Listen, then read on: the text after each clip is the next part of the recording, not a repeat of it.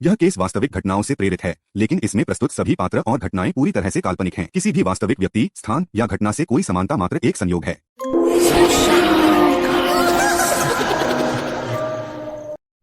सुबह का समय, चौपाल पर पुलिस का परिचय। गांव वाले चौपाल पर इकट्ठा है।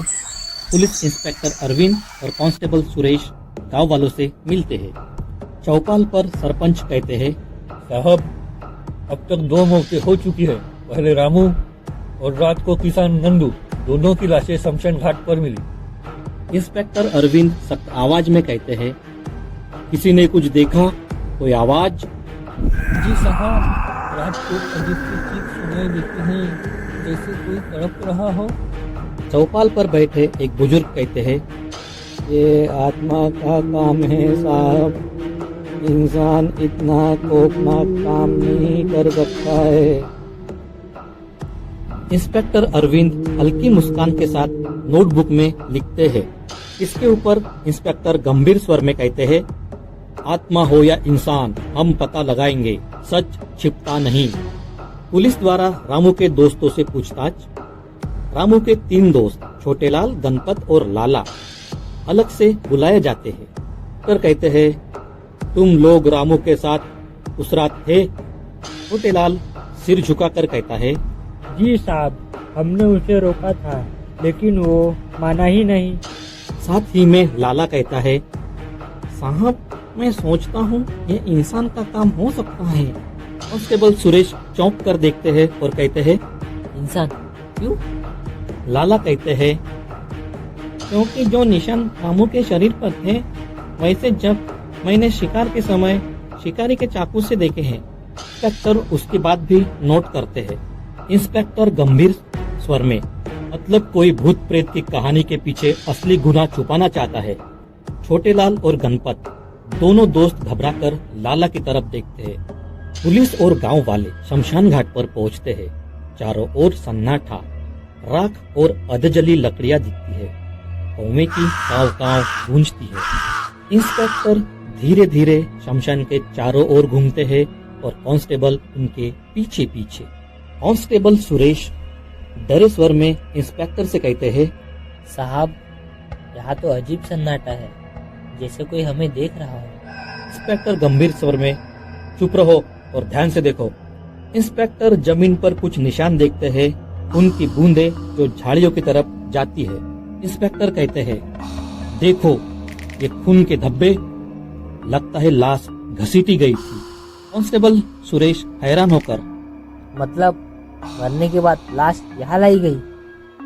हो सकता है। इंस्पेक्टर और कांस्टेबल दोनों मिलकर झाड़ियों में देखते हैं। वहाँ मिट्टी खोदी गई है और अंदर से कुछ जले हुए कपड़े और टूटा हुआ बर्तन निकलता है। इंस्पेक्टर सोचते हुए, ये कोई साधारण जगह नहीं है, लगता है यहाँ तंत्र मंत्र होता था। गांव की औरतों की चर्चा। गांव की औरतें कुएं पर पानी भरते हुए बात कर रही थी।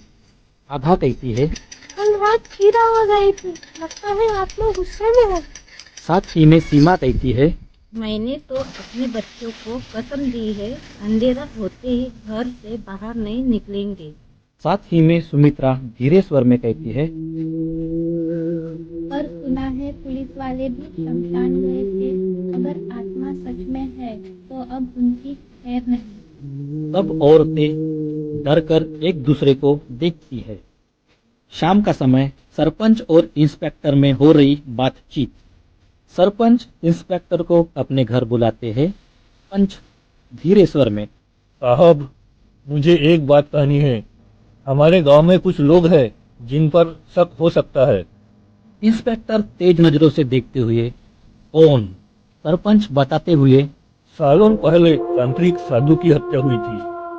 गांव का ही कोई आदमी था और उसके वंशज आज भी यही रहते हैं। शायद ये सब उसी का बदला हो। रात का माहौल। इंस्पेक्टर और कांस्टेबल रात में चौपाल पर बैठे नोट्स लिख रहे हैं। अचानक बाहर से हवा के साथ वही रहस्यमय चीख सुनाई देती है। पूरा गांव सहम जाता है। कांस्टेबल सुरेश घबरा कर, साहब, वही आवाज। इंस्पेक्टर कड़क स्वर में, लालटेन उठाओ। आज देखेंगे भूत है या इंसान। इंस्पेक्टर और कांस्टेबल दोनों शमशान की तरफ बढ़ते हैं। सन्नाटा, पेड़ों की सरसराहट और बीच बीच में कराहने वाली आवाजें। अचानक इंस्पेक्टर रुकते हैं। झाड़ियों के पीछे एक काली परछाई हिलती है। इंस्पेक्टर धीरे से, कौन है वहाँ, बाहर आओ।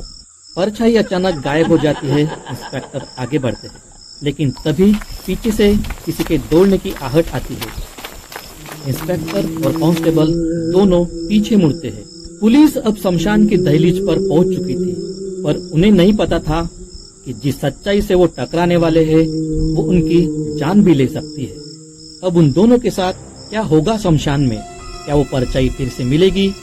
जानने के लिए देखिए अगला एपिसोड।